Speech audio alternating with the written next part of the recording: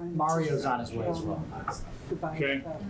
I'll call to order the meeting of May 29th, 2025 of the Salem High School Building Committee.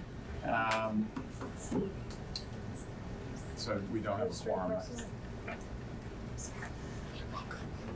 Yeah, we do not have a quorum. We do not have a quorum, we have 7. All right, so we'll skip the vote. We'll see if we get a quorum later. Mayor Pangalo was next on the agenda, so we'll skip that item for the moment. I mean, actually, I think I can talk You wanna do through that? this, yeah. Okay, all right. Because it's really an update, which he was gonna give, but it's on the agenda, it's been published. So, Yamali Bias, who was on the building committee originally, has resigned. And Deb and I have actually never met her, so we think that is helpful in terms of maintaining quorum. And then there's two of the 3 students on the committee who are on the committee are graduating or have graduated, and so they have resigned. And the mayor has appointed Rylan Workman, who was not able to come tonight, as a non-voting member. So those are really just updates, and we can keep going from there. All right. So Margaret, schedule updates. Okay, milestone schedule. So I did just send this all to you if you want to take a look. It's easier to look on the screen, but you are so familiar with this, you could probably do it yourself, which is we're on track. We're moving to the end of that second blue line, which is the submission of the preferred schematic report, which is the second major submission to the MSBA. We have made the lives of those of you who are working in the schools miserable by asking you to meet twice in June. Sorry about that. So we're going to come back to you after tonight, come back on the 12th to present the estimate for the preferred option, and then on the 18th to ask you to vote to authorize us to make the submission. And at that point, the design team will be launching the third blue line, which is schematic design. And that will run until the submission date, the MSBA submission date, which is December 17th of this year. And then they, for reasons that can only be known to people who have to schedule those meetings, there's a long gap. If you look up at the top of the MSBA news, there's a long gap between that December meeting and their vote. But I also want to say that there is staff review throughout this period. So when we are making our submission, we've had substantial staff input, and the vote of the MSBA board is, I won't say it's pro forma, but it can reasonably be anticipated. So that's all I want to say about this one. And then on the next one, again, hopefully you're familiar with the format. So we did have a kind of big milestone last week, which was we did receive the MSBA comments on the submission we made in early March. And they are detailed, but in reviewing them, we have not found anything which is of grave concern. It's a pile of work, and thank you, Glenn, for tackling responding to a bunch of the questions that are asking for more detail on the educational program.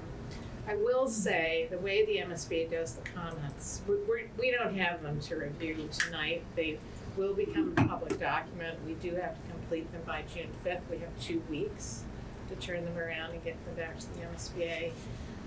They're mind-numbing in their detail. I think the biggest thing that was noted in there, and we may touch on it again when we go through the submission, is they did make a note that because there was a previous project, which was the partial renovation of the high school, which was about a $60 million project, if I'm remembering that number correctly, they did say that they will be looking at whether any of that money should come back to the MSBA as part of the project. And I did have a follow-up conversation with the MSBA and was greatly reassured to hear from them that what they do is they prorate the investment for previous projects over 20 years. So the end date of that project was 2018. That's when the certificate of occupancy was issued. Not 2008. 2008, thank you. You will not be in this building, I think best case, till 2029, which is 21 years. So, they will. Perfectly timed. Perfectly timed. So, I just want to say, I think that's the thing that definitely, Anna Friedman, I think, before I had even been able to open the documents, I had found this and said, what happens with this. So, that's an unofficial response from the MSBA, but it's consistent with their protocol with this. So, lots of other kind of detailed questions about programs and utilization and things like that. And again, it's a tough time to be asking folks like Glenn to help with a response, but we will need to do that. So that's the big event. You can see the other two yellow blocks here are the meeting on the 12th, June 12th, which will be focused on presenting the estimate, which is ongoing, and then on the 18th. And then, Dr. Zweig, you were also going to ask the school committee to also vote to confirm the space program, the space summary, and the final ed narrative, which will be minor adjustments made to it, mostly including the response to the MSBA comments. And that is on, that's on the 17th of June. Yes. I believe that's correct. Okay. You might even say that, yes. And Rick, that's also a meeting that you were planning to attend. I'll attend. Okay, great. So then the big red bar is a submission.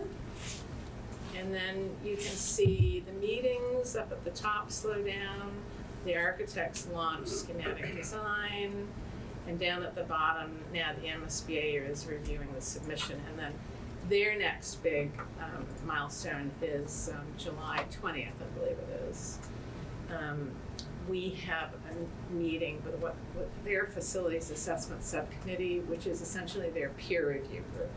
So they bring together an architect, an educator, a couple of other folks, and the design team makes a presentation. This says the third. Oh, okay. I just can't read it on here, so, and I just don't have it open on my computer. So that's something that the superintendent will be attending, but it's just informationally for all of you to know that it's going on. So that is it. Oh. This we talked about, Cute. Oh. and now on to the good stuff. Okay, well, good evening, everyone, and maybe you'll get out before it's dark tonight. Today we are going to provide an update. There are no votes. We have made a lot of progress, so we're excited to share the progress with you. But please know this is a design in progress, and we will continue to get feedback. We did have, it's not in the agenda because it happened as late as this afternoon, but we had a really good regulatory meeting. If you were there, please raise your hand. Great. We went over the site plans, the building, the site circulation. We went over the building diagrams and at a very high level, talking about the things that we know they would care about, and then raised some issues. And we're happy to share the deck. Does anybody want to chime in and mention anything about the meeting today with regulatory? Well, I think it was actually a really important meeting, and we invited broadly because although I think to me the most important folks to hear from at this point are the fire department because of the issues with fire department access. But you really don't want to have a situation where only the fire department was invited. So we invited everybody. And so they all got to hear the same presentation. And yeah, there were a couple of good comments and questions. I think the biggest ones were just about the traffic, and you could see people kind of processing that the site is going to have more entrances and exits, and that it was more flexible, I would say, from that perspective. We'll show you what we showed them, and the takeaway really is the fact that you can adapt the site as you might need to. We will provide a solution. We think it's pretty good. Our traffic consultant thinks it's good. Our other consultants think it's good. But if it needs to change, it can change because it's highly flexible. So we'll show that to you tonight. Yeah, the fire department, I can't remember which gentleman from the fire department asked the question, but it was like, well, how are you gonna make sure, police department?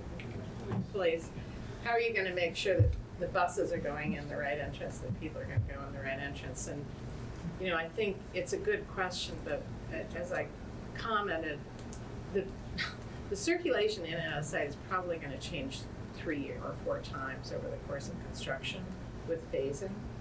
And in general, I think that what is been proposed is going to be much easier for the cars to go in where we want the cars to go in. At the end of the day, people are driven by what is gonna make their life easier. And the buses know where they have to go in. So it's really about incenting the cars to go in where we want them to go. And it's training. And It's training, yeah. we've seen a lot of drama up front, but then everybody gets the hang of it and it always works out. So we're optimistic. Just for reference, we were at the 4 options after many iterations and many options, but landed on the new construction option, 8.4.4. We might have to change the name, I was thinking today. We have definitely some modifications to share with you tonight, so it may no longer be the RAP scheme, but we'll adjust that. And on 5/15/2025, we had a high school leadership meeting, which was really great. And I'll start, and Glenn, if you want to also add to this, we had some great feedback prioritizing the access to the public spaces, which includes the Black Hat, the daycare, the auditorium, the gymnasium, the adult education, and the CTE spaces themselves. So making sure that you have public access without going through the building, and you all have talked about that. Really looking at the location of some of the key spaces like nurse, stride, bridge, welding, building property maintenance, and adult education classroom, and you'll see some of the changes with that. Primarily stride, because you have medically sensitive students, really needs to be on the first floor, and we put them back on the first floor, so that was important to hear. Another great, right in those sessions, we went through the admin and guidance spaces and determined what floors they would be best on, making sure we have adults distributed throughout the building, so that gave us fantastic direction. We talked about some of the key spaces like welding, carpentry, and automotive on the first floor, and we'll talk about welding in a little bit. There was discussion that music could be on 2 floors, and it didn't have to be, but I think we have a lot of the program on the first floor. Nurse on the first floor with easy access to the gym and the cafeteria, and that was really important. They mentioned that it would be possible to combine an adult education classroom with the career center, because that's a nighttime, daytime use, so we were able to save some square footage, so that's the kind of flexibility we're looking for. And as I said, move stride and bridge to the first floor, because those students have medical intensive needs. Is there anything big picture or little picture I'm missing here?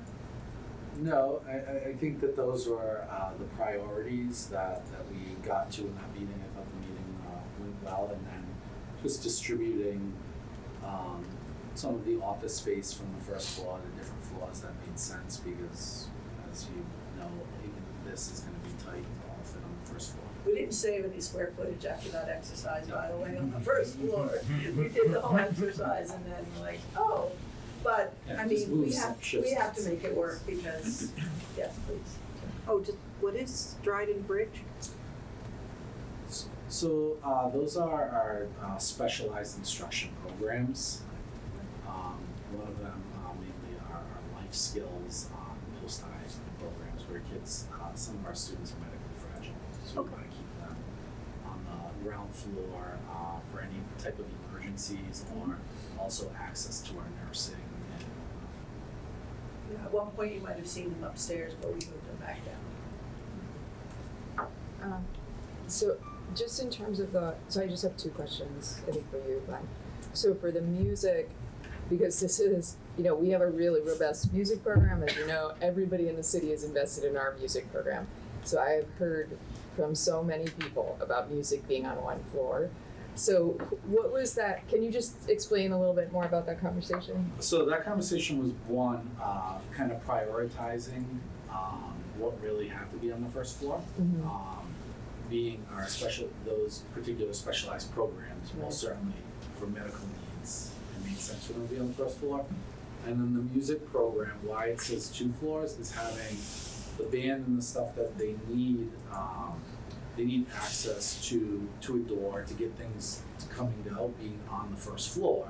But then other things like, I don't know exactly where we landed, but like chorus and things like that on the second floor where they're not carrying I don't equipment wanna coming down. stop you, but No, I think we absolutely. were able to get most of them together on the Okay. first floor. Yeah. We've been doing a lot of juggling and shifting, this has been quite a puzzle.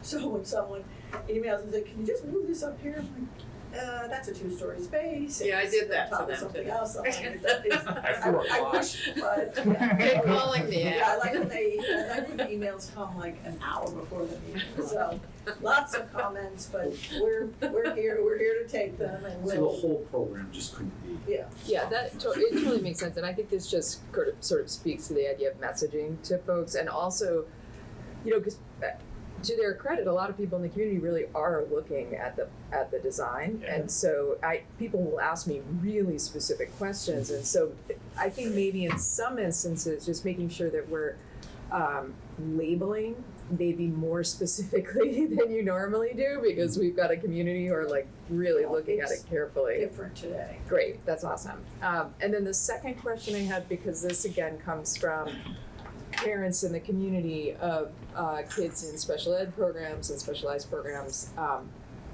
they were concerned about the sort of original placement, because it looked like there were special ed classrooms that were really far away from the general, I don't know what the right term is, but sort of the rest of the classrooms. So how does that look if we're moving those kids onto the first Why floor? don't let's get through the plans. Okay, because good. I think Thank you'll you. see a lot of this has been solved. Cool. Both of those issues, I think, have been mostly solved. Not to say there won't be changes, but we're trying to put everything out there and so, yeah. Can I just say one thing to that? Yes. Like on the first floor, for the programs that are there, a lot of their classroom spaces are the full, they have their classroom spaces, but they're doing a lot of job training through the Black Cat, through like the school store, like those type of vocational training, which is all on their floor, so they're integrated into the classrooms that they would need to be closest to by being on the first floor. Thank you. Sorry to jump ahead. I think what the group tried to do for us is give us a safety valve for what was a very tight first floor. So you're not going to absorb everything tonight, but after the meeting, please take a look at the plans and give us your feedback, because we're trying to do our best to prioritize. There's a hierarchy of need and wishes, and we're trying to distill all of that, but please take a look and tell the people that are reaching out to you to take a look at the updated plans. I think they'll see a lot of progress. It was a really great meeting with Glenn and his leadership group. Probably one of the best we've had. All right, so before you here is a synthesized and most current site plan, which shows mostly everything you've seen before. There was a lot of discussion about the lower field, this lower area, and we're putting it out there, although you saw another option last week, which was a ropes course for JROTC, and we can still talk about that, but there was a lot of discussion we talked about the tennis courts being down there with accessibility, access to this parking area, which everybody liked, and it's accessible, ADA compliant. But there was discussion about whether the JROTC ropes course would be better in that location or a field. And many people, I'll let Rick and others chime in, thought the town, the city really needs that field. So we're up for it, and we love the ropes course, but if that's what's needed, that's fine. And in this location, I'll show you the next plan, which shows that. So everything else is really intact the way we had it. You know, we talked about an emergency egress access in this location to Highland, and we showed regulatory, obviously. We need to, talk further about that. I'm gonna show you some other plans where you'll see the circulation more clearly. It's harder to see here. So we have softball, baseball, and 2 fields in this location. And those fields are noted here, Field A. They're all MIAA compliant, so that's amazing.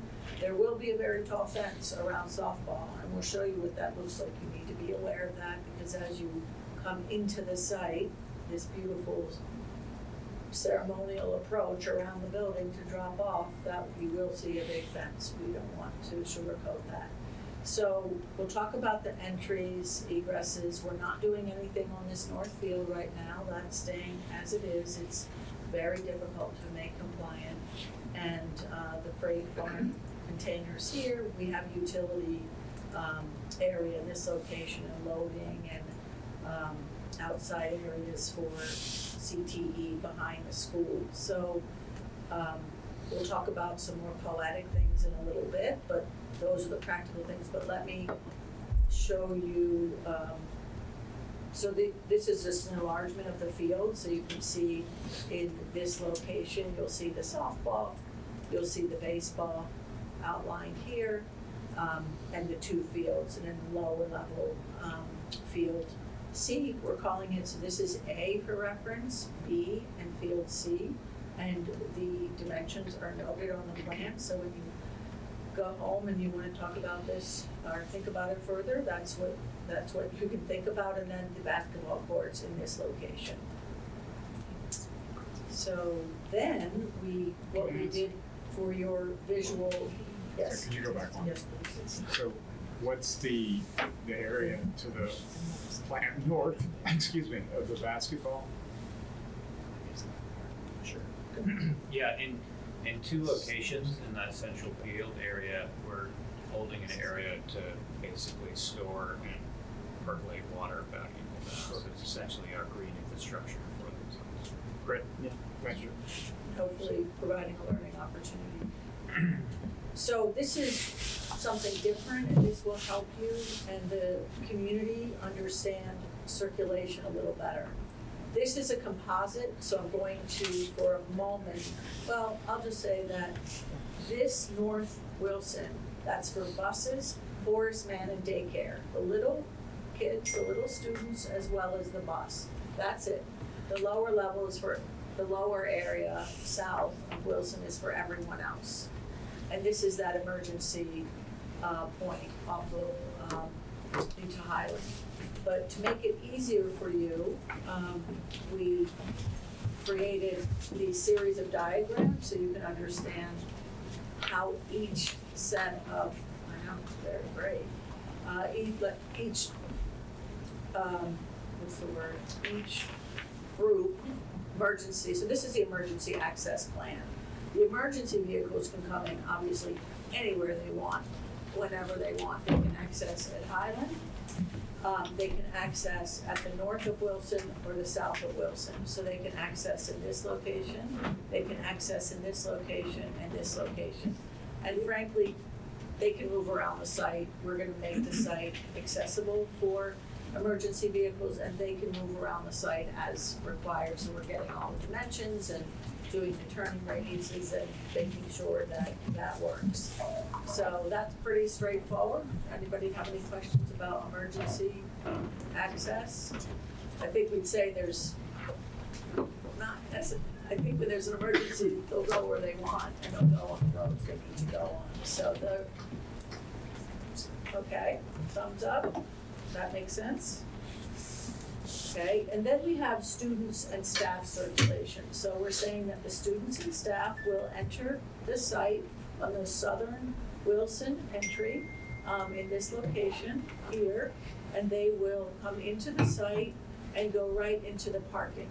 It's that simple. That's the students and staff circulation. There will be gates in these 2 locations. You can see these little 2 gray lines. Those are gates, so after hours, the school has direct access through the outside classrooms and learning opportunities and to the field. So this is very straightforward. This is much easier to understand than the last time. I know the working group saw this and it was clearly confusing, but, and then parents, very simple, they come into this, they enter and egress from the Southern Wilson Street entry. They come around counterclockwise, they drop off their students, and the working group had a really nice, we had a good discussion, and you'll see the results of that. And then out, it's that simple. Yes, Have you ever seen parents pulling in and out of the school? yes. They'll I've screw, been they'll one. screw it up. Well, Yeah. I like your optimism. I'm optimistic. I'm optimistic because it always starts out as a problem and always ends okay. I think that, well, I'll tell you what I think is. Dominic has a question. Can I ask a quick question? You Yes, may have covered please. this, I apologize. Oh, yeah. So is there some kind of access control at the bus entrance closer to Highland Ave that would prevent a parent from entering that way? Well, we're gonna have to talk about that, aren't we? Okay. How about a big sign that says Horace Mann, and you have a special sign that you put on your car, Horace Mann or daycare, because that's it. Those are the only people that can go there, and the bus. So, We've tried that in the past. We were gonna need somebody else physically there. Yeah, I just, well, You know? yeah, maybe for a bit. Usually it starts out, I know we had this issue in Belmont where everyone was like, oh, I'm gonna go to the middle school side because my kid can get into the building faster, but Well, I they'll think just do as it Margaret first said if it's too, a people shorter will window. do what's easiest. They're gonna find the easiest way, and the easiest way is not gonna be to follow the buses. I think there'll be less traffic when you go further down. Yeah. so that's fair. I think for a lot of the people who usually come in that way now from off of Highland, they might think it's easier than going all the way down Wilson and contending with what's gonna probably be a significant amount of traffic at the Wilson driveway. Is there a suggestion for a signal at that entrance point? we haven't, oh, at this one? Yeah, We haven't talked about that, the last traffic, we haven't talked about that, but I mean, it seems so. It should be half the traffic though, it's twice as many entries. For You got people dropping at Horace Mann and people dropping for the high school. And today they all go through the same front door. at different times. I see what you're saying. Doesn't it seem so easy to follow directions here? And, you know. I'll be the enforcer. I'll stand You're out there. It's fine. enforcer. I would love that job. That's what we need. Well, I think you I love can, rules. I think what, I think people will go in that other way because they feel like they're gonna have an advantage. So they could get to parking faster there, but it's not gonna be a better drop off. It's So not- like if you landscape it and sort of Right. make it sort of not a great way to drop off, I think eventually people will learn that's not the way to go. But if they wanna park, they might do that. If they have a big body in the car, they're in the wrong entry, right? Right. It's kind of like the fast lane. People will come up with tricks, but anyway, this is, we think a pretty solid proposal. And I think you'll see in the next slide, it will be more circuitous to go the other way. So I think it will incentivize. I mean, it's not great now. That whole intersection is awful, so, I mean, I don't think it's gonna get worse. Yeah, No. right. It can. So this is the service and CTE, entry and exit, and that gets you to the side of the building, it gets you to the culinary, loading, MEP, and the CTE areas, so utility access, the freight farm. So this is what we're proposing for that. You can see what's nice about this is that they can drop off during the day and you still maintain a pedestrian campus at the core of the site once you close those gates. So after drop off, you can close those gates and say, okay, now we have a pedestrian campus essentially at the center of the site. And loading can still happen. Are those gates closed on the weekend? Because I'm thinking about like town soccer or something like That's that. your, that's Yeah. something that you have the option. Yeah, we okay, find that's that operational, people yeah. don't exactly know what's going to happen until it happens, and then we want to just provide flexibility in all respect, so those gates allow for that, it's just safety, it's a great safety thing, so this is how the bus circulate. The bus will go in on the north side of Wilson, and they do exit out and they drop off, and as I said earlier, we had a really good conversation with working group about how to have a secured entry at both the bus drop-off side as well as the front loop, and we'll show you that a little bit, and Rick, you haven't seen this yet, but we think this could work and allow for that, because a lot of schools have one entry and that's it, and that's a secure entry, and if we can make it work, those two sides, that's really good and provides a lot higher level of safety. So daycare, they would be, the little folks, little kids would be able, parents would be able to go into that loop. Most likely they'll park, there'll probably be daycare spaces because these are little bodies and the parents will walk them in. And so they will have their own reception area, so they're not gonna go in the front door, they're gonna go in the daycare, but there is another main door on that side, so that works nicely as well. Jenna? Do we have accessible circulation for school needs?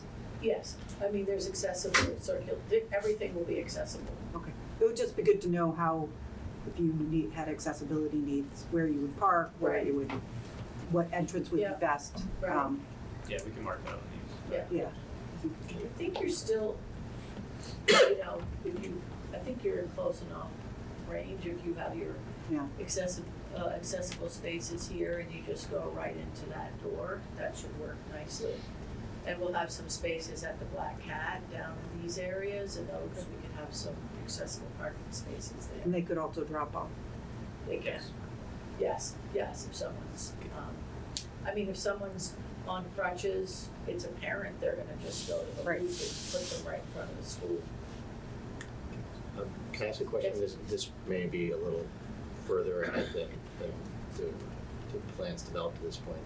As far as bicycle access, on the driveways, Yeah, so we do have that slide. We don't have room to have designated lanes. But I hit that slide because there was like 12 of these. And it does show bicycle route. I can unhide it later. I'll put all the slides in the deck for you. But it's tricky because we don't have the width to have a designated lane, right? so the proposal's not, you're not proposing changing the width of the existing roadways that are out there, driveways? Some of them are new, so Yeah. some of them are existing, so. The places where we're tightest are the places just north and south of the athletics field at the site, where we're hemmed in by ledge on one side, the width of the playing fields by regulation, in particular the outfield for baseball, and then Horace Mann Field. That's our tightest piece. It's essentially setting up the roadway widths. But to Mayor Pengello's point, the existing road east of the basketball courts that goes down to the south entry of Wilson, Yes. that's existing. Right. Yeah. And you're improving it or whatever, repaving it, but it's the width is the width. I think in there, the note was talking about some alteration profile. Because it's two-way, it's one way today, but it's gonna be It's two-way. gonna be two. Yeah, It is a it wide was. one way, but It is. yeah.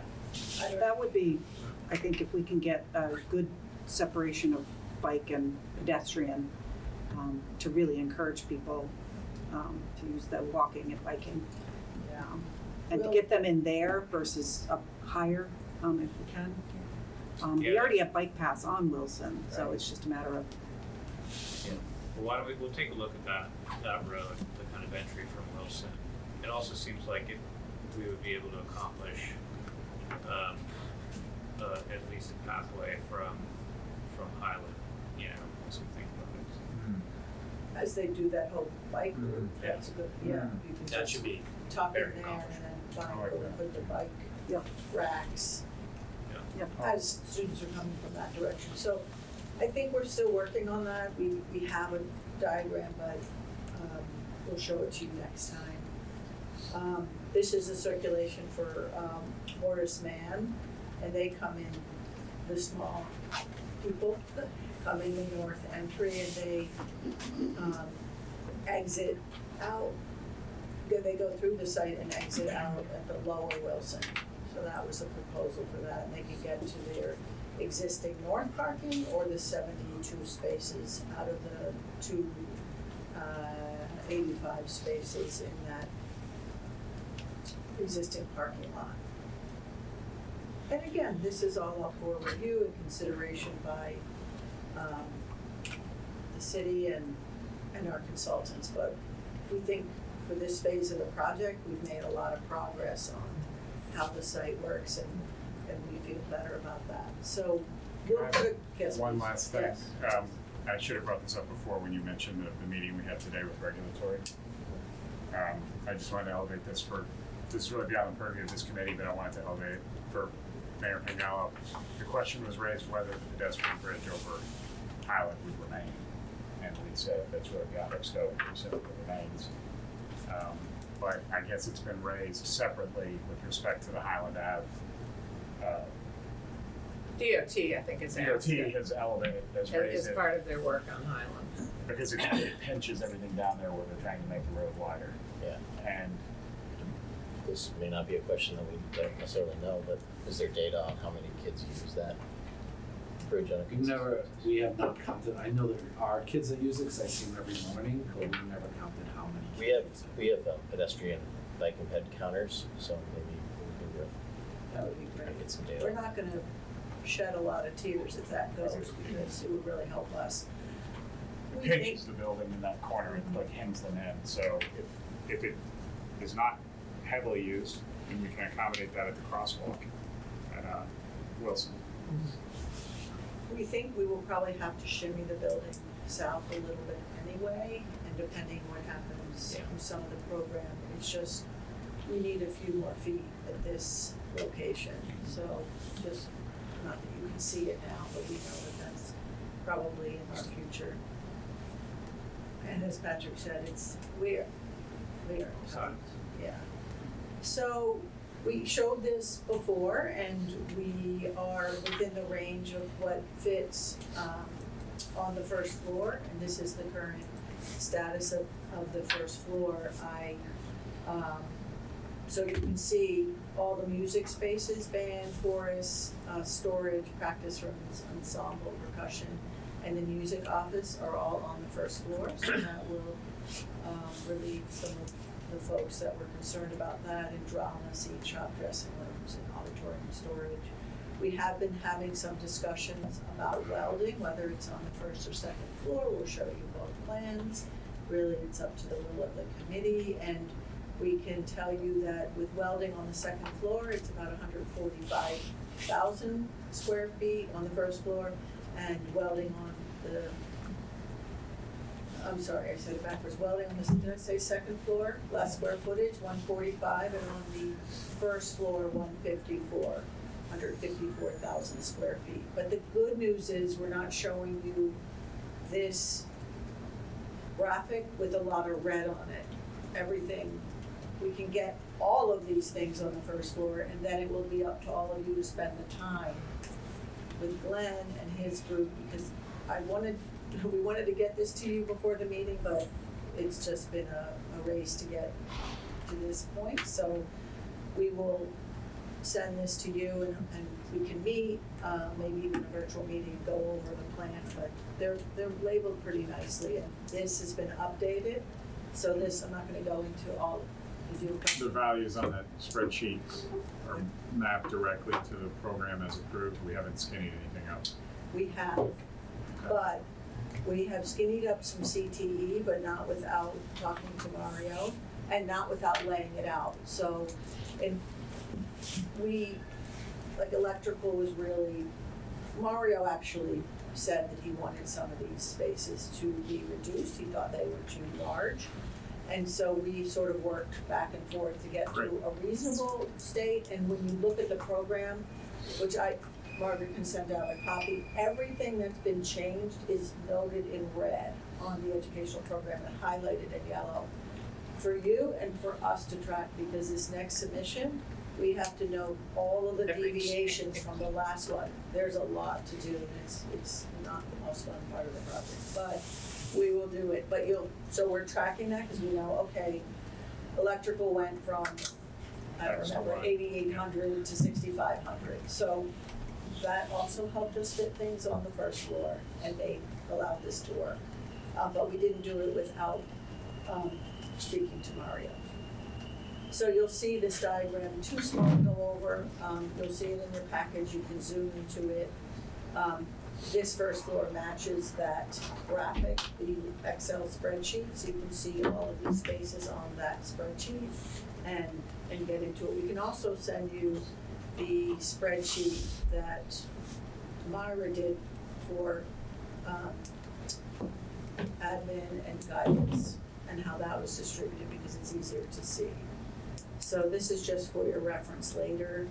And in reference to the special ed, they're all distributed within the academic neighborhoods. The only classrooms that aren't are Bridge and Stride, because they're on the first floor. They need their own access for emergency and nurse and everyone. But everyone else is just integrated part of the classrooms, and you'll see that when Patrick goes over the plans. So, you want to talk about this one? Sure. We're clarifying the building diagram and really organizing the building around one main street, and that's the kind of dashed arc that you'll see in the plans. It shows up here. From that arc of circulation, you'll be able to get into the CTE programs, the art programs, programs that are a bit showier in a way, kind of right off that main street, and then a direct entrance into each one of the academic neighborhoods. And you'll see that kind of off of this main street scheme. We've set the building up in a series of bars that are adjacent to the major public spaces. And what this is doing is it's giving us this ability to create this great sense of the outside, no matter where you are in the building. And we know we heard from a number of you on the tours of buildings that you went on that was something that struck people and stuck in their mind, the ability to kind of get a sense of the site wherever you are in the building and have that orienting moment for you. Both for daylight and to kind of recharge you as you're moving between classrooms, but also so that the public spaces that support your major public amenities like the gymnasium, the auditorium, the black box, have a connection to the outside, and they have a connection to the site that we're setting up.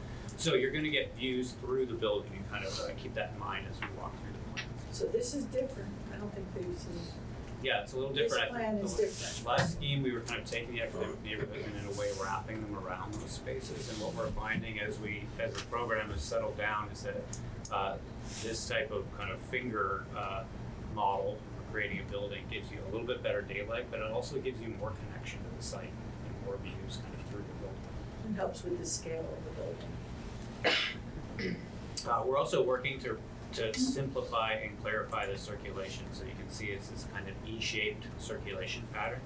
You come into a main cafe space through a secure entry. That security point has eyes on both entries to the building. You can see that in the ground floor plan. And then simple stairs along that arc spine, and then stairs at the end of each one of these academic neighborhoods. So that means students can move efficiently through the building from classroom to classroom, and that means they arrive at their classroom less stressed. They're not hustling and running and worrying about the bell. So keeping the circulation efficient is really important, not just for those students when they arrive in their classroom, but also because the NSBA requires that buildings need to meet a 1.5 multiplier, and that means the circulation system has to be very efficient. And just to say, people like in Belmont, where you had a lot of nice views down through,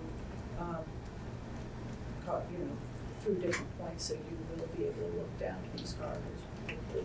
See the outside, or yes, everything. And just for security purposes, supervision. So the diagram of the building is setting up in this way. The yellow spaces are these big public spaces, the gymnasium, the auditorium, even spaces like the cheer and wrestling room could be thought of as a multifunction space that could be used for different things. And then you can see these purple zones are the kind of bars of more cellular classroom spaces. So you get views from Highland at the activity of the gymnasium, and then from that main spine, you'll get the sense of the outside all the way through the building. And you can see here we're beginning to think about bringing the landscape close to the building. So treating that drop-off road as something that during the day might be a tabled road. It might feel more like a plaza space, so that you can imagine the cafeteria spilling out into that space during the day. Also, the way we're sculpting the building is a series of wings. That's going to create a little bit of a microclimate. So on your shoulder seasons, that zone is going to heat up a bit, and you're going to gain 5 or 10 degrees of outdoor temperature and create a space where you can use that outdoor space a little bit more than you would. So everybody can see how this is pretty different than the last time. So ground level, I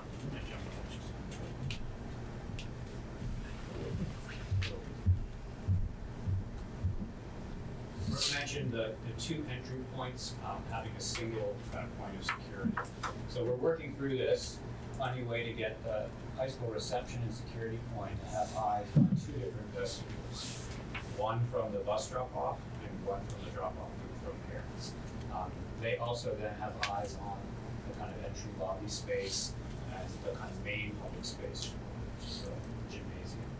So you can imagine this space here is going to get the most amount of public use, with the auditorium being directly on the cafe space. So the cafe can act as a great pre-function space for events that happen in the gym, the auditorium. And we've also been thinking about the band space, cheer and wrestling, and even orchestra and chorus, all being rooms that can be very flexible. So these are spaces that can be used for more than just their kind of day-to-day teaching uses. The culinary and Black Cat Bistro are kind of on the ends of one of the wings, and then directly off of that plaza space. You can imagine that space spilling out into that great plaza space for events. It can support sporting events that's directly across mid-game. And you can also see that it's going to be directly adjacent to this area where folks are eating, dining, and making great use of all that southern light. Culinary is directly adjacent to it.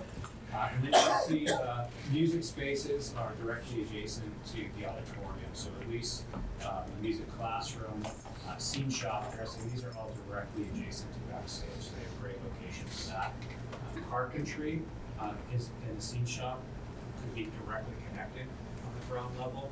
And the scene shop also could be directly across the corridor and onto the stage. So if you're building scenery, you can bring it directly onto the stage. Carpentry and auto marine are the most vehicle heavy, so they're obviously stretched along the back of the building where they have access adjacent to loading.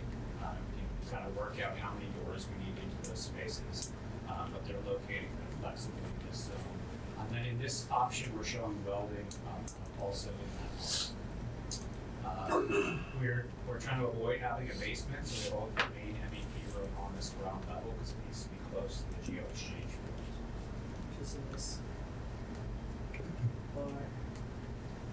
SPED, just to point out, also all the special education classrooms are on the ground level. They'll have their own. Just, not all, just Stride and Bridge. Sorry, Stride Bridge. Yeah. And we should have had another little arrow here. This is the daycare entry to their own vestibule at the front. Go on. Oh, sorry, can I just ask a second about the exterior here? So that space, that kind of triangular space on the opposite side close to Highland, yeah. Is there a concept for what will be there, or is it just landscape? Well, there's a lot of discussion about welding now, it's a hot topic, and if this space were here, it could relate to welding.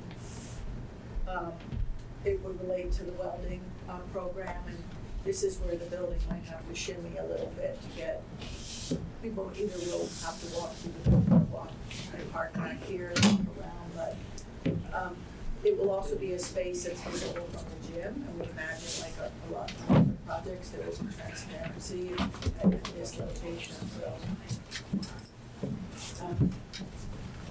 But I did wanna raise, I asked Margaret if this was an appropriate time. We do wanna mention that cheer in this location has about a 16 to 17 foot clearance, floor to the underside of ceiling. We were suggesting that, like Bill Ricca, they could do their big throws in the cafeteria, and that's what happens at Bill Ricca. So they do have a large area to practice tumbling and some of that, but please. Can I just ask somebody in the community asked the height of the gym, because we have a, I can't remember this. Launch track. No, Color. the flags. Climbing wall? Color guard. Color guard. That, Oh, every color time I'm guard. speaking publicly, I can't remember what it's called. Right. The gym, it will be like Super 23, 24 feet, That's what I the thought. underside structure, and color guard. 25, it has to be. I guess they, I don't know what the, I don't know Usually what it's they're volleyball clear. that ends up being the biggest. The color guard folks are telling me it's 25, Okay. so, I think We're close, okay. we're close, I mean, I there's think no. volleyball has got rules actually. Yeah, I mean, we usually know 24's a number for color guard. That's great. Yeah, we have a good team. Okay, The, I'm speaking as a parent, but we're thinking about evening events. So 2 questions. I pick my daughter up most nights at 9 o'clock or 9:30. So that kind of loop road at the bottom, you know, I think the map that's missing from your circulation, and maybe it's a hidden slide, is after hours event. that's a good point. Path, because like when I bring the in-laws to go to the volleyball match or the play or the music performance, we're parking and walking. So that your kind of small entry, big entry is probably like equal entry, Yeah. you know, Meaning that this entry is really your primary after hours entry. 100%. Directly just the parking, Yeah. it's got security. We'll have to make it nice and ceremonial, Yeah. special, but, I think that's, it's definitely in the hidden slide. You Well, might not get the deck till tomorrow. Right. I think it's the reality that needs to be an entry as well. Exactly. But, you know, that's a time where it could be 5 o'clock and you take those gates down. And you can drop And folks grandma can drive off, Right. You can park. Yeah. you know, maybe they're parking around the circle then, and that's fine. Superintendent? Yeah, just have a question. I'm just concerned about the special education classrooms being away from the rest of the academic rooms. More so because I don't, will the department look at this? Because my concern is that they, in an audit, they would have a problem with that. It's only Stride and Bridge. No, right, I get that, but they, even with that, they may say that there's nothing else on that floor that is, and Yeah. it's not so much that I have this concern, because I do want them on the first floor, but the Department of Ed in there, I'm guessing that that's part of the review that they will do. Well, right? so this is it's a really good process question to talk about. So what happens is when we submit the schematic design, right?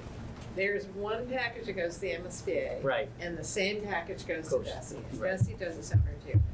I will say that from my perspective, you have a relationship with Matt. Matt's still the one, yes, Yeah. I do know Matt. I would, the best would be that you call him Okay. and ask him And if ask he him, would okay. have a conversation. So Matt Denninger is the DESI representative on the MSBA board, and it's a good idea to ask this question now. Yeah, they can talk But about really, at that point, like, the MSBA is like, whatever DESI says is what we wanna go. Yeah, I'm not so concerned about what the MSBA would say, I'm more concerned about what DESI will say. right, yeah. And from practical reasons, and Glenn can speak to this too, I do think having these classrooms on the first floor absolutely makes sense. I just don't wanna get into a problem Listen, later on. we could, What if we label that stride? well, Stride and Bridge, yeah. If we make And- it specific, that it's only, I understand your concern. Yeah, but they may still, even still flag that Right. and say like, well, you have to have them included, those programs with everybody else. That Right. isn't going to destroy the planning because there's other things that could go there, maybe another CTE Right, or right. something else. It could be medical assist or something like that, which they wanted. So we're not worried about that. That's really gonna have to be, A Department come of from Education, someone yeah. else. We have been able to get those medically sensitive students in a location like that. Just so you know, we do have one of the classroom with the apartment and kitchen, we put next to culinary, so that's, Okay. It's like we saw exactly this in Belmont, right? Yeah, and maybe they're okay, it may be that they're okay with it, I don't know, do you have any Yeah, thoughts on it? Belmont, actually, the students in these programs had their own entrance. They were Right. down the hallway to the side. And part of that's because Belmont is serving a lot of kids from outside of the district, Yep. so it may have come up easily. Whereas here. But it seems like it's a good example of the question that's being asked, Yeah. right? Our thought is the kids that they're accessing the classrooms, like the music program, they're accessing the gym.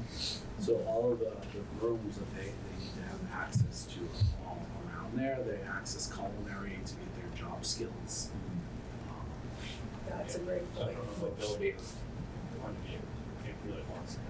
Yeah, it makes all the sense, but the Department of Education is not always practical, right? So, Well, you tell us, because, Yeah, you know, that's what we have if to go you, by. Yeah, yeah. you've provided your argument or your reasoning here, and, I'd say, Okay, well, that's Seems an like action easy item call. for me to follow. yeah. Okay. So I think that, so we did want to circle back to cheer and raise that issue, because we don't, in this location, we don't have, you'll see the second floor, we only have the 16 to 17 foot clearance, and it's not so easy. Someone will say, just move it upstairs, but if it's 2 stories, it's not so easy, but we just want you all to understand and hopefully agree that that's a situation that can work with cheer and wrestling as a flexible space in this location with 16 to 17 foot clearance, and then the big throws happen in the cafeteria like Bill Rick. Does Bill Rick move all the tables? They do move the tables, and that Yeah, we saw that, right? that's real life, so Yeah. we don't wanna sugarcoat that either. We want to be honest with you, because there's a lot of lessons learned in all these things. So the limiting factor is the height, and then we don't have room for like the volume in that green location. In the- Yeah, you'll see in the next one. Yeah, so here, let's go to this one. We just wanted to make sure that you're aware of the things that we're thinking about. So are there scenarios, sorry, we're not knowing anything about cheer, where cheer throws happen in the gym, because that's what the gym is for, or? Well, I don't know how it happens at other Well, schools. of course, It does. that Yeah. makes, But they don't have a dedicated room in It becomes in the winter, like in the fall, it's Schedule. not an issue. It's the winter sports when you have cheer, because the basketball courts are taken by the girls basketball, boys basketball, and even our unified strength and conditioning team, which is kind of where cheer. What we're trying to do is eliminate. There's 2 things part of the programming is we wanna collapse our practice times if we can to give kids access to after school clubs and activities. But right now we have to spread everything out because all of the spaces are used by music and all the athletic programs, which makes it really hard to get everybody in. Well, the kids are all there till actually 10 o'clock at night.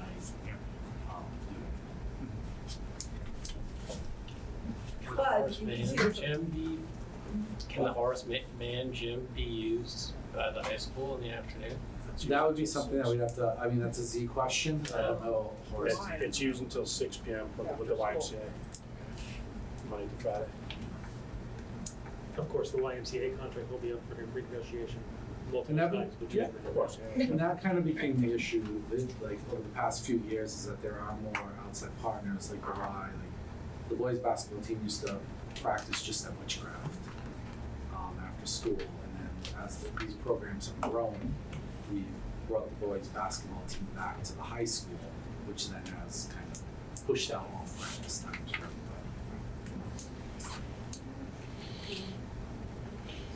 All right, so, go on, Patrick. So there are, because of where it is, there's a lot of flexibility. Gym, cafeteria, outside, right, in the field, what days? So second level, you can see that market circulation is clear here. You'd be looking into the cafe from there. As you come up the main stair, you'll have access to the walking track at the second level of the gym, right? we also have the lockers and the all PE at that level. So the idea would be that you'd be able to come out of lockers and directly down an internal stair into the gymnasium from there. We're locating an elevator central to the building, kind of at the center there, in that center bar, so that's easiest access for those programs. Both so you might be able to come in and up to an auditorium balcony, to the media center, or to those locker spaces from that central location. We didn't have it labeled, but didn't we have a stair here? We do, yeah. Right here. Good. If is there a second elevator, did I see? At the end Yes, of the there's a building? freight elevator as well. That's free. We also, on this side of the building, then we have science spaces, classroom spaces, JRMTC, as well as the building maintenance and sustainability labs stacked directly above carpentry with the stairs directly adjacent. Let's see, what else? What did I miss? I think I'm just gonna state the obvious, which is, we've talked a lot about science being, yes. Oh, no, I'll leave. We talked a lot about science being consolidated or distributed. We like to distribute them to make it more interdisciplinary. Science fits in this location, but we want to be transparent about this idea of it being together or distributed within the academic area. So that's something to discuss at a later date. I think we talked about the black box and just in terms of security, we have to deal with the bathrooms, but you know, if you could just lock off these main academic wings, that's ideal, and that's the goal. But you know, it's not easy always to do. So, but that's what we're thinking about. Open media space has great views out to the south and into the plaza space and the landscape. It tends to be a lot of south seating, so it also can act as a pre-function area for the balcony of the auditorium. We have that IT room next to media. So we are trying to follow the rules and maintain the rigor of the plan and the diagram and circulation and safety and community access and scale and all those things that. You'll see in each one of these, we're starting to kind of suggest that there's an outdoor terrace kind of like on the ends of these wings as they come up through the building, which will help give the building scale, give opportunity kind of on the south side of the building to look out into the landscape. And then also you can see that we're locating collaboration areas in those areas at the end of the wing so you get great views down the whole program. Just kind of what I was talking about before, but I think, and I know you guys are doing a ton of work, but just, I think it would be helpful as we're thinking through circulation is that accessibility. And I think sometimes we mistake accessibility as just like somebody's in a wheelchair and they can go for a mile.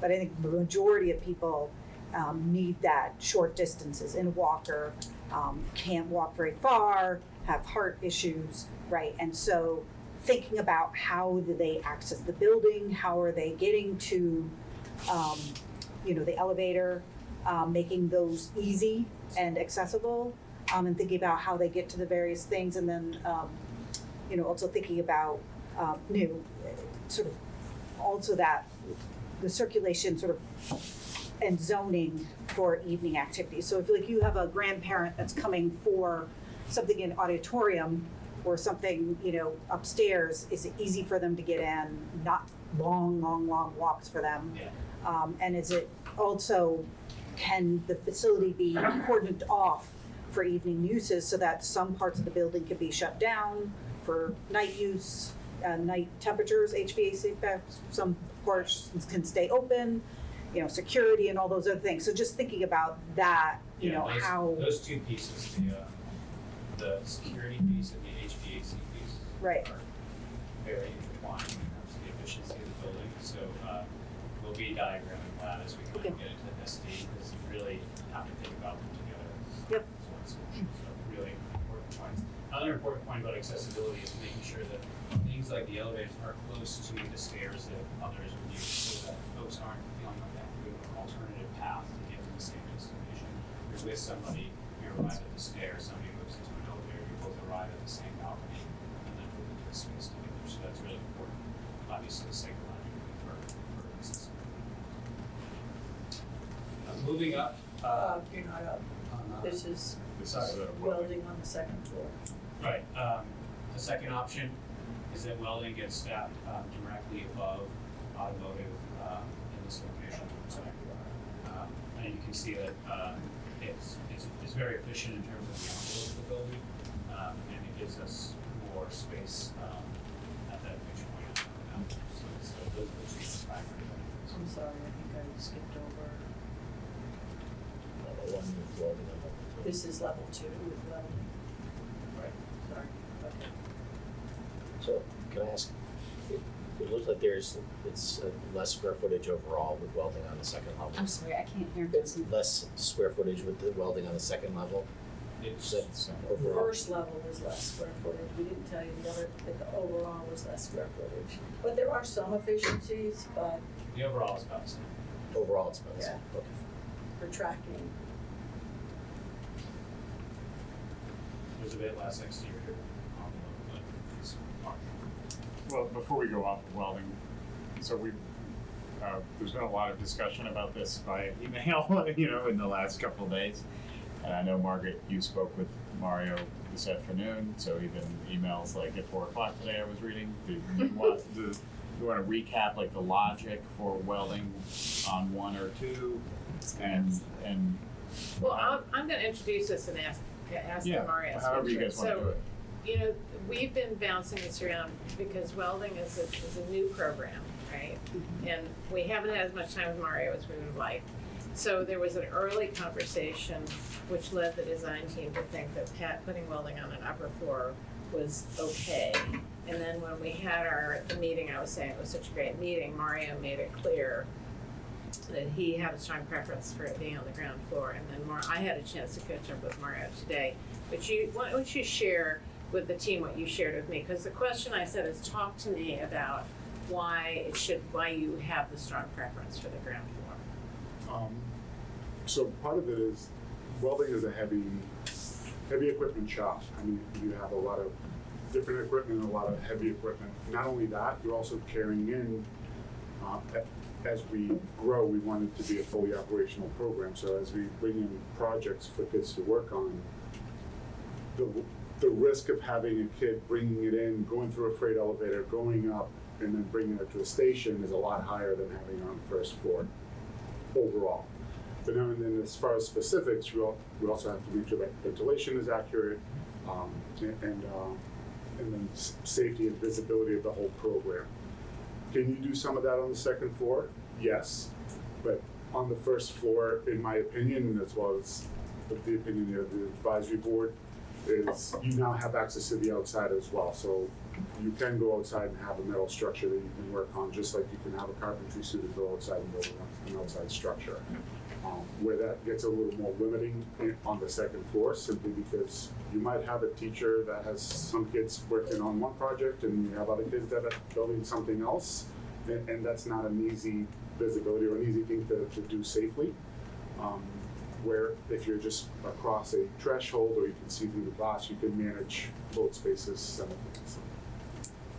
But Mario, one of the things you said to me that I thought was very important to this discussion is if you're gonna move stuff in and out so that you can work on it, you lose a lot of teaching and learning time if you have to move it from an upper floor. I mean, that to me is something that's like really worth focusing on for a second, because I think you could probably make an argument that you can do these things upper floors, but if your commitment is that you want to be able to move it in and out of the building, then you're just losing a lot of time. That was that was the primary reason why I was looking at reducing some of the square footages, with prior experience and understanding the level of things going on in our programs.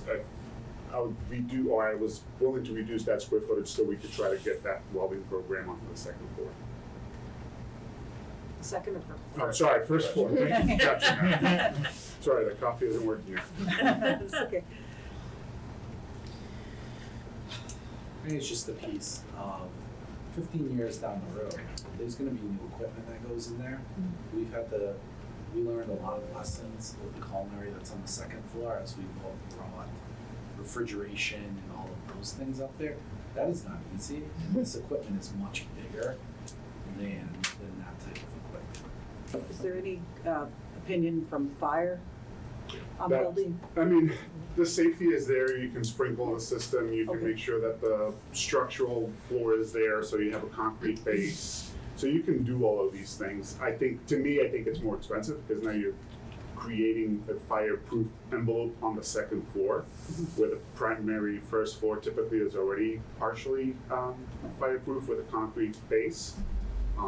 So that's, We've been pushing our consultants pretty hard on this to see if there was an issue, and so far our code consultant and our MEP consultants, they haven't, because we wanna make sure it's, at least if we present these two options, that it's viable, and they did not so far flag any issues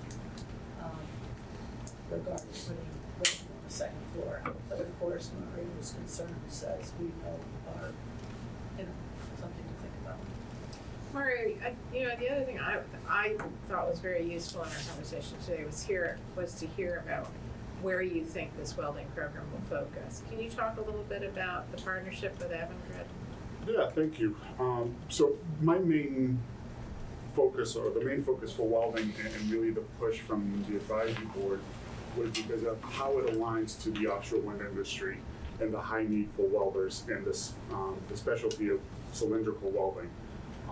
So we really want to make sure that our students are prepared for that. And I know there was a question asked about the little space there, and in my mind, I'm like, well, that's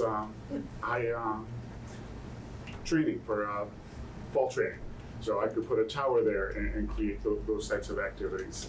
But that's the whole point for the welding. It's not only is it really aligned with construction and there's a high demand there, but there's a upcoming high demand for the offshore wind industry.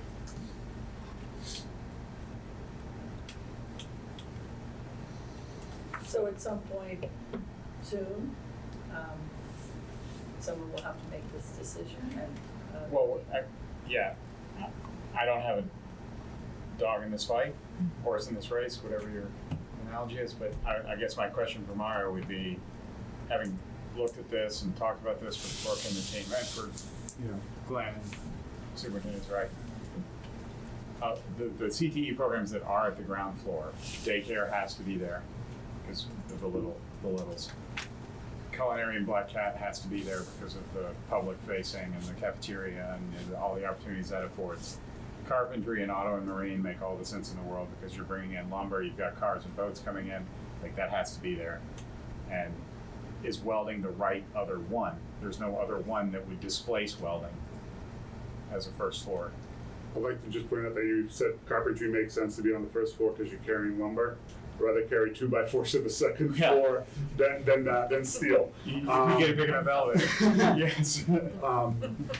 So my motive was we originally thought when we first talked a few months back, carpentry and BPM being together, and that was what calculated to that 8,000 square footage for both of those programs. Oh, building management. Building Yeah, maintenance, yeah. property maintenance. And then when I was informed that welding had to be moved up, I'm like, well, let's shift that priority and see where we can move BPM up, because BPM does not have as much of that equipment. And really, as we shift our focus to sustainable practices, we're looking at more building automation and small equipment, so it's a lot less of a demand. thank you for bringing that up, because I think we forgot to say that those would be coupled, and the building property maintenance is here, and there's stair direct access. If welding were in the right direction, if welding were in the upper level, there would be a connection, to those two CTE programs with the connecting hallway and stair to get down to the other programs. What's the disadvantage with welding on the first floor? I guess I missed that. Take some light from the gym, just in my opinion, take some light from the gym and scoop pinches closer to Highland, which may mean the whole building has to move a little bit south. I mean, the light you probably could mitigate, but I Yep. think the building moving probably. The other piece is, we know that the emergency access to the perimeter of the building is always an ongoing Yeah. conversation. So while we had a great first meeting today, those conversations always evolve, and we have worked in jurisdictions where they want to be able to circumnavigate the building. And So this obviously would have to move to make that happen. Were those the circulation issues that you were talking about in terms of having it on the first floor versus the second floor? So you can see how tight it is. But so that's our concern with the building where it is. I think if welding stays in the ground level, we have to take a hard look at whether or not we have to bite off more demolition of the existing building to shift the building south. And another bump in volume for energy, but I don't know how much that impact. Yeah, it would be the fire access road around the entire building that I think we'd have to go back to that group. Well, we're hoping we'll never have to have access around this corner. 100%. Because that's. But we need whatever confirmation speed of it is. that, I think. Yes. I mean, we definitely showed the fire access coming out here and not around, but that was. Your diagram was clear, Yes. but I want to make sure that you saw it. Yeah, someone could. So what do you think a path forward for this? We'll take this offline, how would you like to proceed with this? I mean, we can see what the will of the room is. I think Mario has made a strong case for it to be at the ground floor for, there's programmatic logic for it to be at the ground floor. Architecturally, I like it better at the second floor, but that's just being an architect. So I think that's the best. Thanks. I think He's being honest. whatever's best for the students is what we should be focused on. So if it's best to have it at the ground floor. And when you, I mean, I think they made a good case for on the first floor, but from an architectural perspective, like you see it very blocky. It's going to be a little different looking on the outside when it's sort of, you're kind of just showing it more. Just one story, right? Yeah. A little, It's probably a high bay a little bit, right? Yeah. well, the first floor is But it could be shaped so that it kind of blended with the building a little bit more. You're just showing it right now kind of more schematically. Oh, I don't think they want to block the whole gym.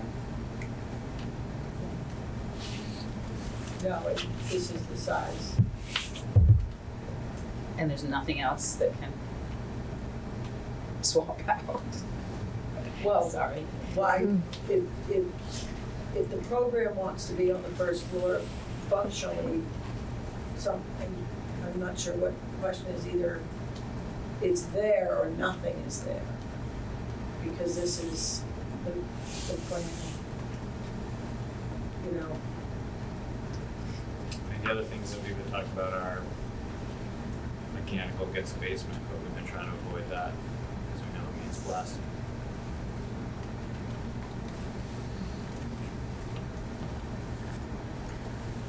So it's great that we're talking about this in this level of detail here. We can take it offline with the working group. I mean, I think, yeah, I Plus think Mario. maybe there needs to be a little more processing, but it's helpful to hear everybody's comments and, I think it would be good to get it in the right place for.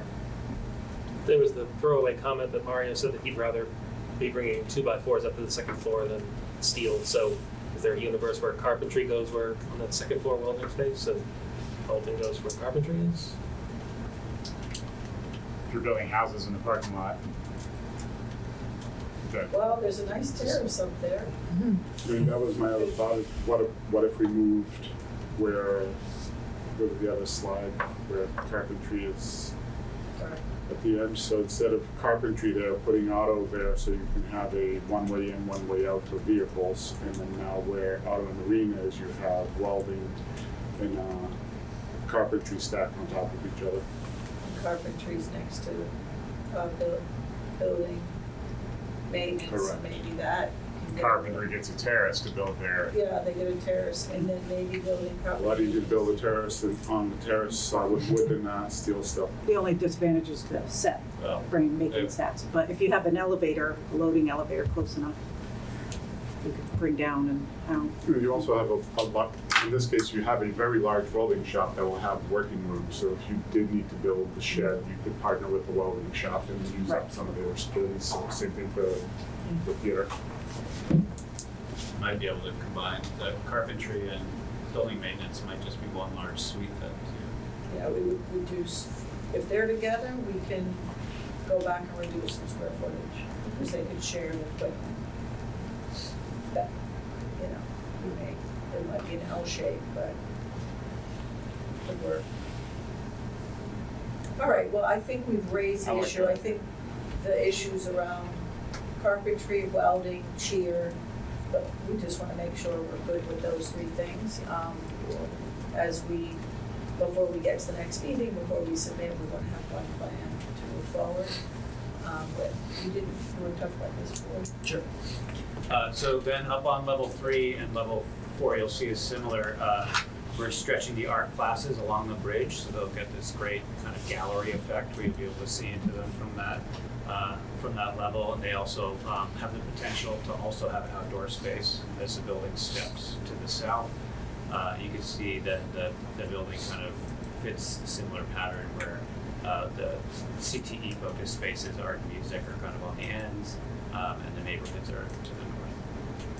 Then up to level 4, the building is only 4 stories in half of the building. So we're kind of working hard to break the mass of the building down, and you'll see that in some sketches in a bit. So Beth Ann, this is classrooms and special ed. That's what I was just, they're all yeah, together. that's great. So I think you've tried to address a lot of the issues and some of the ones that are coming I'm gonna share that slide Can everywhere. we go back there for a second? What, the little corridor, is that ST? I can't see. up there. Those are stairs? Okay. Is that programming? What is programming? It's like computer and web programming. Yeah. Programming, Yeah. oh, computer programming. Beautiful. And then building on some of the diagrams that you've seen in the past about creating this educational ecosystem on the site that transitions from highland to wetland. We started to map the way that the site could be integrated with the educational programs, just to document that concept and make sure it's illustrated as part of this submission. So here's a fun slide. We won't read all these words, but we, on the side, you'll see highland to wetland, and you'll see the educational program along with the corresponding educational space to create this dialogue between inside and outside. So, you know, there's so many incredible opportunities with this site, and not just about athletics, but about education and learning. Thinking about the environment, thinking about performance, sustainability, training, so it's really a great, an intentional system between inside and outside. We do have a meeting with the folks from the PAT, what is it called? There are a couple of folks who are working, you must know, the folks who are working on the sort of CAT system for Oh, the the city. Highland off Street. Yeah, got in touch with us and we have sort of. We have a meeting scheduled because they have to submit, I think, in June. So they wanna make sure we're relating to what we're doing. Connected with that. This is a cool slide, yeah. So we're starting to, then on the next slide, you'll see we're starting to try to map these locations on the site and just think about how each one of these pairings moves and transitions through the site to create this great ecosystem. And you might think about, like, I think there's a strong connection between, like, writing, English, and nature, so you might make that connection too. That's a great one, yeah. And feel free to, you know, that is a good, feel free to help us with this. And I think a lot of these they're not really they're not expensive things if you make them intentionally, right? Right. That's right. So as we flip through these, we've just started to try to map them, each one of them to a location on the site, so that as we move into the next phase, we can be intentional with designing those spaces.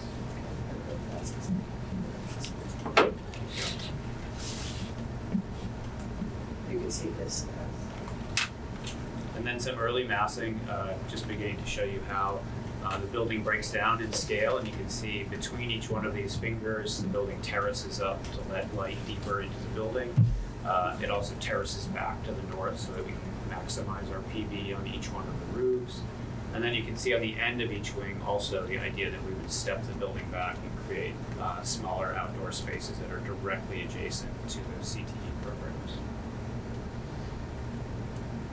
And a really early sketch just showing you how that could break down to create a really beautiful sense of scale where the building kind of opens its arms into this plaza space and really engages the outdoor landscape and the outdoor learning environment in a really beautiful way. You can imagine the culinary space or the cafeteria spilling out into this plaza where students up in classes on the upper levels are kind of looking down in. So it creates a building that in a way is a kind of landscape in itself, which fits right in with what we've been talking about. Which is really a big change from last time. It's less of a mess.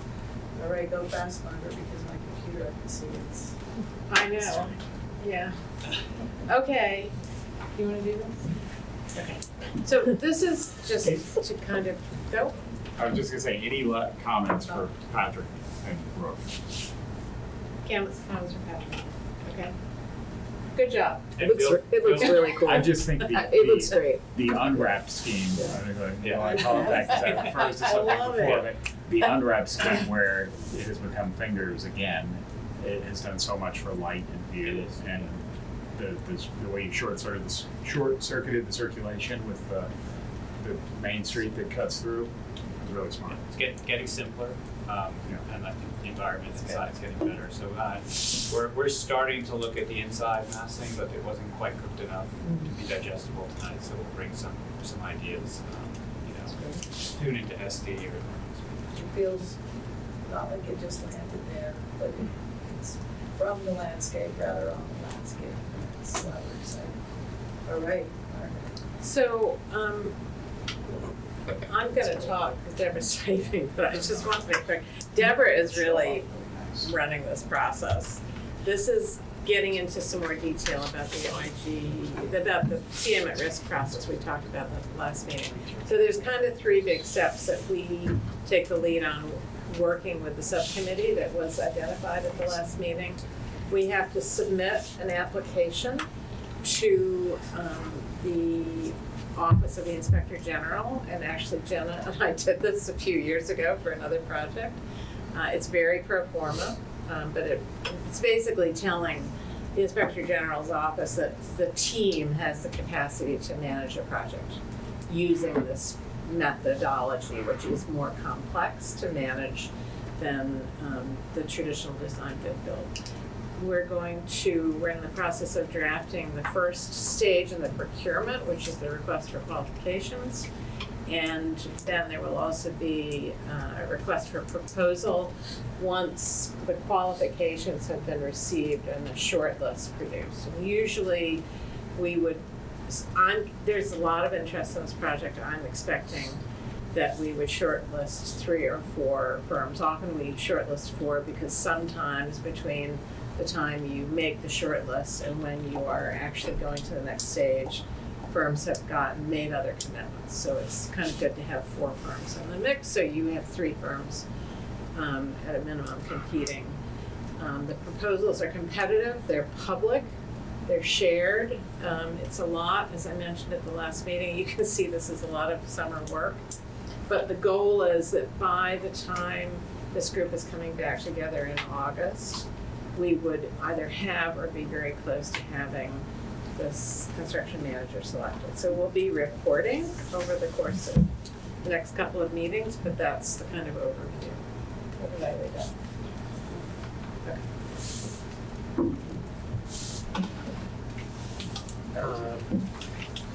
So the finance working group met on May 21st. We approved the April batch of invoices for Answer and Perkins and Will. Answer for $29,833.75. Perkins and Will for $62,083.20 for a total of $91,916.95. Did we get to a quorum so that you can go back and vote on the minutes? Okay. Mm-hmm. Let's go back and vote on the minutes. There was one comment that was made, I believe it was by Megan, Yep, I corrected them. and you corrected that, okay. So I'd entertain a motion to approve the minutes. So moved. Is there any discussion? Do I do that? Any Second. discussion? Second, okay, so now discussion, any discussion? Okay, all in favor? Aye. Aye. Any opposed? Thank you. Motion carries. Is that right? They're not supposed to say Yeah, yes? Good job. I see a Well little done. Robert's rules book being wrapped up and. Thank you. That's what I need Nate for. For immediate We have reason. Other issues not anticipated by the chair, so I have 3. Go for it.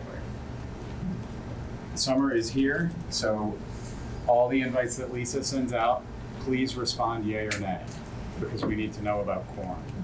So, like I won't be here in July, the July 17th meeting, because I'm on vacation, so please reply yay or nay, so we have a sense of like, oh, we've got a big vote and we don't have enough people. Second one is, we'll be doing a community forum on Tuesday the 3rd, which is where are we having? Senior center. The senior center.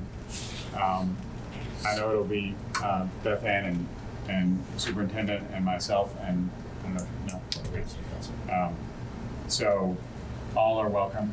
If you want to come and say, I'm on the committee and this is awesome, that'd be great. But if you can't make it, that's cool.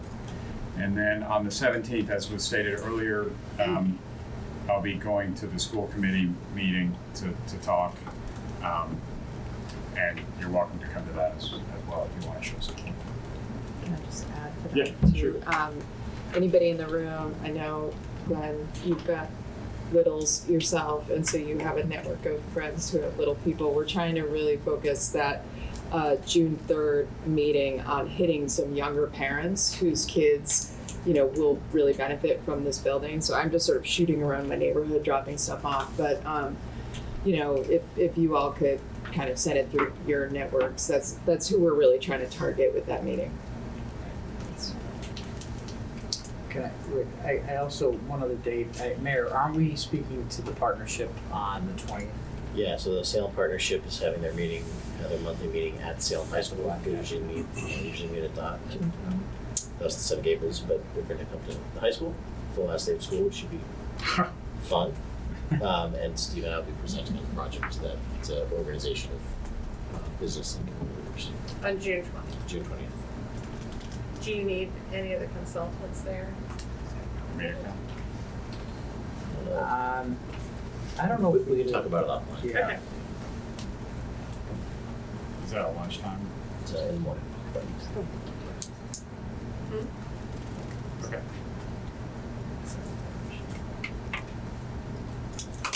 Other items not anticipated by me?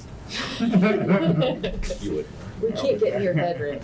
I don't want to go there. Public comment? No public comment. Oh, sorry. Yes, sir. Yeah, my name is Brendan Walsh, and first I just want to excuse my naivete in talking about some of these things, but I am just so excited about what the promise of this building. Just a little background, I myself, in my doctoral dissertation 45 years ago, talked about the importance of saleable skills and demonstrated it, and the school committee paid absolutely no attention at the time. So I'm really so excited about the possibilities of CTE. I also have a daughter who's an architect and a landlord, if you will, and I listened to her forever talking about the need for people who can do things. That try to find someone to work on HVAC, for instance, something like that, and you're going to be providing these opportunities for all these children. I'm just so excited about it. And this group, by the way, I got to tell you, you're head and shoulders above. I was around for the last one. You were just, this is so, it means a great deal.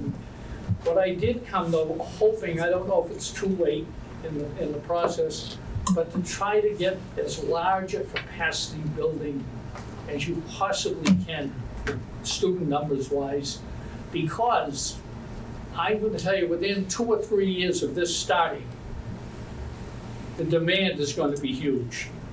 I don't know how you get that across to Desi, or to whoever it is, and if I can help you in any way, shape, or form, letter writing, sitting on people's doorsteps, talking to them, I'll do anything I can to do that, because this is just so important. You know, sometimes people, when they think of, well, they think of professionals like a doctor or a lawyer, or an architect, and you're doing things that people can't do for themselves, or as my daughter would say, things that people shouldn't do for themselves.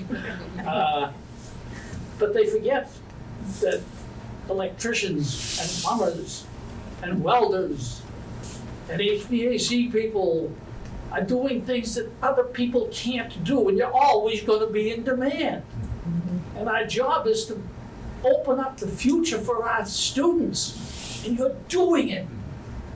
So I hope we can do it for as many kids as possible. Thank you. Thank you so much, Mr. Walsh. Dr. Walsh, I'm sorry, Dr. Walsh. I can live. Oh, and by the way, I don't know if this group is not the right one, maybe a school committee, I think it's what, 5 or 6 years down the road that this will be complete? 2029. Oh, that's not that far. 23rd. Well, I am 84 years old, but if I live long enough, I hope someone will find me a teaching gig for one day at the new school, and then I will have taught here, and at the current one, and at the new one. I feel like we can make that happen. I Fantastic. feel like we should make that. I have one, thank you, Dr. Walsh. So, my pleasure. And just so you know, Dr. Walsh's daughter is a friend of mine, so he's like, he's glad. So Lisa is reminding me that there has been, we've heard several requests to have the summer meetings on Zoom. And I'd like to kind of get a bit of a straw poll. Yeah, full transparency here. Is there anybody that thinks that that is a bad idea? Don't we get better attendance? We do. We always We get do. better attendance. Better attendance. Yes, yeah. I mean, Absolutely. then if someone's away, they can still jump on it. Yeah, I think Especially if you need to that's vote. exactly And vote, right. yeah. So, Yeah. does someone, I mean, I'm not sure we need a motion, but I would propose that we hold the July and August meetings. At least July. At least Yeah. July and What about August. June? Because I can't make June and that's it's remote, Hmm? so. I can't make the June vote one. You probably want June 18 then, June because 18th? it's a vote. So that, you're Yep. not bringing a huge physical model or anything. No, it's really, it's Have just one, but. tons of stuff to look at, and so how about the June 18th, the July 17th, and the August 21st meetings on Zoom? That's great. Thank you. It's better, it's easier to see the screen too. Great idea. Yeah. Totally agree. Okay? Okay, we'll see you here on June 12th. With that, I'll entertain a motion to adjourn. So moved. Seconded. Second. All in favor? Any opposed? I have a lot to say about this.